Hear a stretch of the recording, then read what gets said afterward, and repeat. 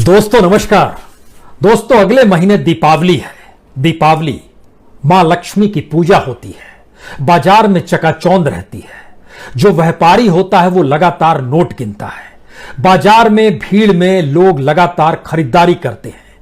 और भारत एक ऐसा देश है जहां दीपावली के मौके पर हर बरस या बरसों बरस से चकाचौंध के साथ खरीद फरोख्त खूब होती रही है। लेकिन इस बार दीपावली के मौके पर अगर भारत ही बिक जाए तो आप क्या करेंगे?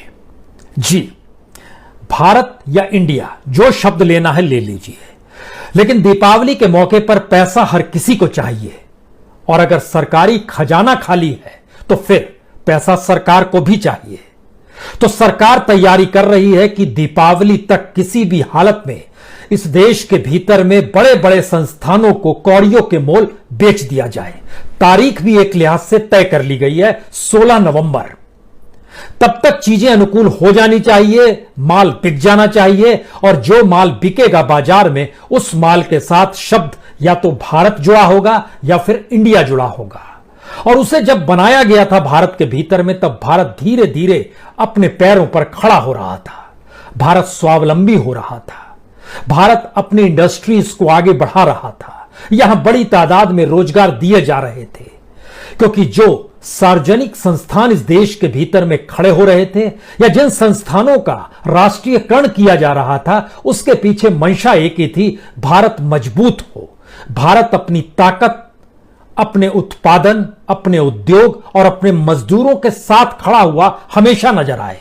लेकिन इस दीपावली के मौके पर, दीपावली 14 नवंबर को है और 16 नवंबर तय की गई है कुछ ऐसे पीएसयूज को बेचने की तारीख, जिसके जरिए जो कीमत लगाई जा रही है वो कीमत जब हम आपको बतलाएंगे और उस पीएसयू की कीमत जब बताएंगे तो आपके जहन में यह सवाल होगा, इतने पैसे हमारे पास होते तो हम भी इसे खरीद लेते, फिर सरकार इसे बेचना क्यों चाहती है? जी, दीपावली का मौका है, सरकार को पैसे चाहिए।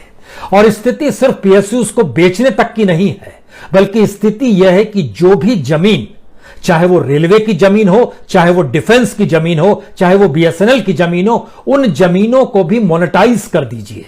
यानी उसकी भी कीमत बाजार में लगा दीजिए और उसके जरिए पूंजी को आप उठा लीजिए। कितनी जमीन है जो बेची जाएगी? कितनी जमीन है जो बेचने के रास्ते पर चल पड़ी है, तैयारी हो चली है? इतना ही नहीं, जो बकायदा आपका पीएफ फंड का पैसा होता है, जो तकरीबन 10 लाख करोड़ का भी है, उसे भी बाजार में किस तरीके से डाला जाए जिसके जरिए कुछ कमाई हो सके। कमाई कैसे होगी? यह किसी रहस्य की तरह है, यह किसी चक्रव्यूह की तरह है, यह देश के डूबने की कहानी है, यह शायद काली अंधेरी दीपावली की एक आहट है। तो आइए जरा एक सिलसिला शुरू करते हैं और आप समझने की कोशिश कीजिएगा कि दरअसल इस दीपावली में भारत कैसे बिकेगा, किस रूप में बिकेगा, खरीदार कौन होगा। जो खास तौर से दीपम है, दीपम एक ऑर्गेनाइजेशन बनाया गया भारत सरकार के जरिए, department of investment and public asset management. उसने तारीख तय की कि किसी भी हालत में बीपीसीएल यानी भारत पेट्रोलियम, कॉनकॉर यानी कंटेनर कॉरपोरेशन ऑफ इंडिया, इसमें इंडिया शब्द आ गया, शिपिंग कॉरपोरेशन यानी shipping corporation of India, BEML का मतलब है भारत अर्थ मूवर्स लिमिटेड। यानी भारत और इंडिया देखिए एक साथ चल रहा है। और इसके पैरेलल में एक नाम एयर इंडिया का भी जोड़ दीजिए। इसलिए जोड़ दीजिए क्योंकि उसकी भी तारीख हालांकि दिसंबर तय की गई है, लेकिन नवंबर में कुछ ऐसी रियायतों का ऐलान हो रहा है जिसके जरिए जितनी कीमत एयर इंडिया की होनी चाहिए उसका 1/3 पैसा भी देकर आप एयर इंडिया को खरीद सकते हैं, क्योंकि उसको चलाने की कुवत अब इस देश की सरकार में नहीं है। जितना पैसा देना पड़ता है उतना पैसा देने की स्थिति में नहीं है। तो आइए सिलसिला जरा शुरू करते हैं, लेकिन सिलसिले की शुरुआत में कुछ चीजों की जानकारी और दे दें। सरकार जब मोनेटाइज करने जा रही है हर चीज को और बेचना चाहती है तो उसमें रेलवे की जमीन भी है। रेलवे के पास कुल जमीन जो है लगभग 11,80,000 एकड़ है।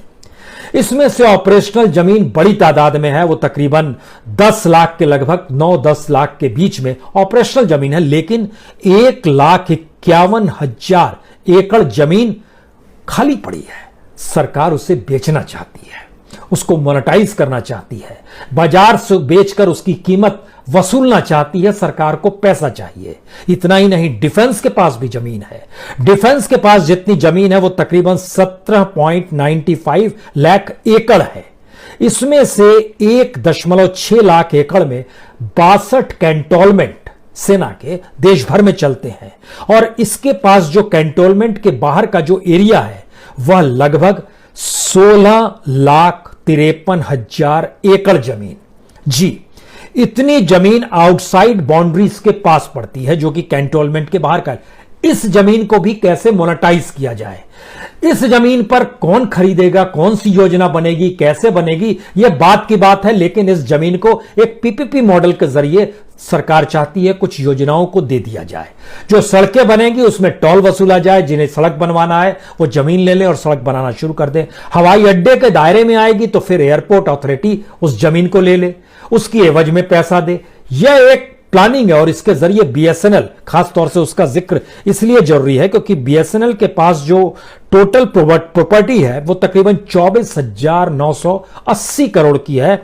यह निशानदेही इसकी की जा चुकी है, अब इसको बेचना है।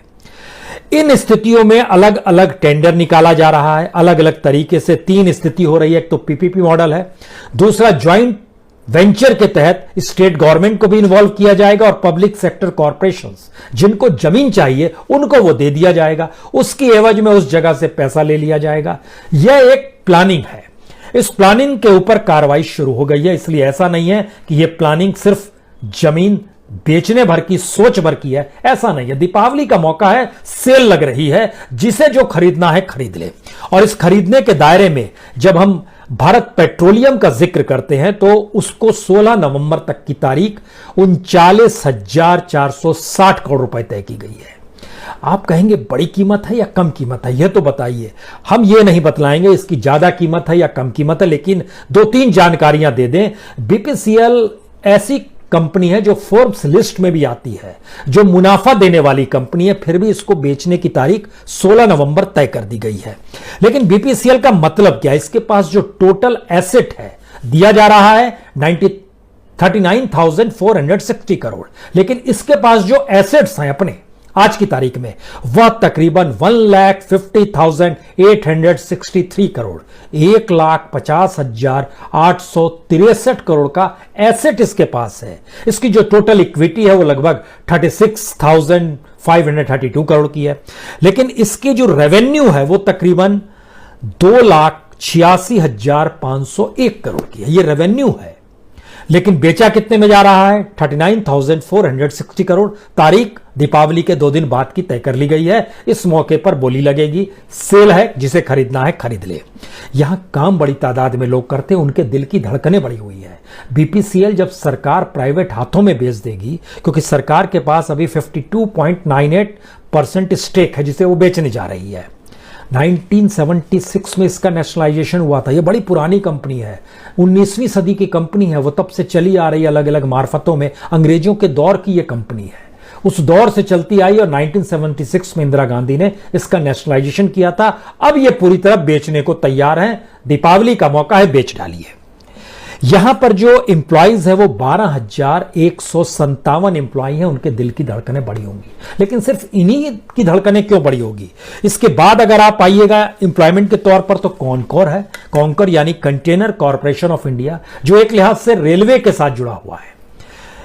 उसके लिए भी तारीख 16 नवंबर ही तय की गई है। दीपावली का मौका है, सेल लगी हुई है। 7,000 करोड़ में 30% स्टेक सेल होना है। लेकिन कॉनकोर की अपनी स्थिति क्या है? उसके पास जो टोटल कुल एसेट है वो लगभग 11,566 करोड़ का है। उसकी जो टोटल इक्विटी है वो लगभग 10,000 की इक्विटी है, 10,000 करोड़ की इक्विटी है। जो इसका रेवेन्यू है वो 6,473 करोड़ का रेवेन्यू आता है उससे, और उसको बेचा जा रहा है 7,000 करोड़ में। रेवेन्यू से जब आप मिला रहे, कह रहे हैं कीमत तो मिल गई, तो जनाब जो एसेट्स हैं उसका क्या होगा? और यहां पर काम करने वाले जो इंप्लॉइज हैं, यह 1,464 इंप्लॉय हैं। इनकी धड़कनें भी बढ़ी हुई है। और यह सिर्फ परमानेंट इंप्लॉइज का हम जिक्र कर रहे हैं। इन संस्थानों से जुड़े हुए बाकी लोगों का जिक्र नहीं हो रहा है। यहां पर जो परमानेंट है उनकी धड़कनें बढ़ी, उनको समझ नहीं आ रहा है क्या करें। तो सवाल है Bharat petroleum, container corporation of India और तीसरा संस्थान शिपिंग कॉरपोरेशन ऑफ इंडिया है। इसमें भी देखिए इंडिया शब्द है। इसकी भी तारीख 16 नवंबर तय की गई है और इसमें बेचने की एवज में सरकार को चाहिए 1543 करोड़ रुपए। इसका हेडक्वार्टर मुंबई में है, लेकिन इसकी जो टोटल रेवेन्यू है इससे सरकार को मिलता है वो 4425 करोड़ का रेवेन्यू ही मिलता है। लेकिन बेच कितने में रहे हैं? 1543 करोड़ में। इसके पास एसेट कितना है? इसके पास लगभग 13,722 करोड़ का एसेट है, लेकिन बेचा जा रहा है शिपिंग कॉरपोरेशन को लगभग 1,500 करोड़ में। इसकी जो टोटल इक्विटी है वो लगभग 7,298 करोड़ की है। यहां पर भी 675 लोग परमानेंट हैं जो काम करते हैं, उनकी दिल की धड़कनें भी बढ़ी हुई है। और सरकार के पास लगभग 63-64% स्टेक्स है, जिसको वो कुछ स्टेक सेल करने वाली है।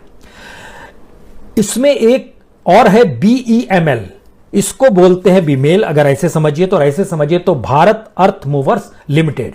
इसकी कीमत लगाई गई है 720 करोड़ और इसका 28% स्टेक जो है ये सेल किया जा रहा है 720 करोड़ में। लेकिन इसके टोटल एसेट्स कितने हैं?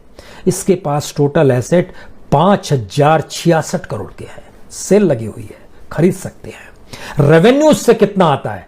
3,077 करोड़। बिक कितने में रहा है? 720 करोड़ में। 28% इसका स्टेक जो है। टोटल इक्विटी जो है ये 2,257 करोड़ की है। और यहां पर जो इंप्लॉइज काम करते हैं जो परमानेंट है उनकी भी संख्या लगभग 7,200 के लगभग में है।